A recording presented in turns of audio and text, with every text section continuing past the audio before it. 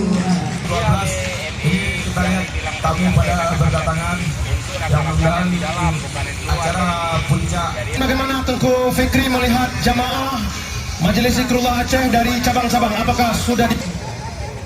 Alhamdulillah Majelis Zikrullah Aceh dari cabang-cabang Paman Ratu Sabiatuddin. Baik, Tengku Fikri.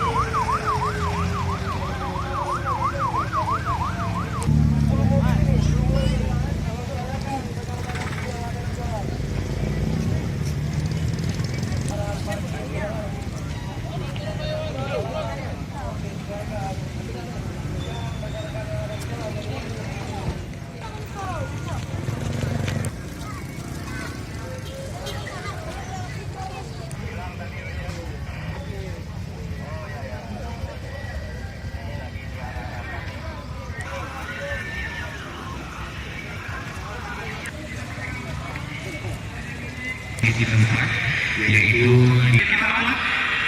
kepada hadirin sekalian untuk dapat mengambil posisi di panggung utama.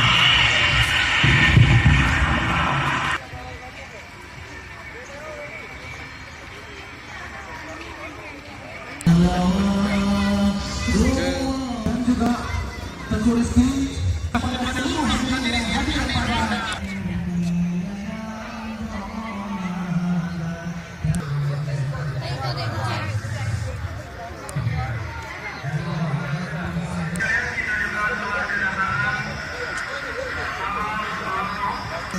Yeah.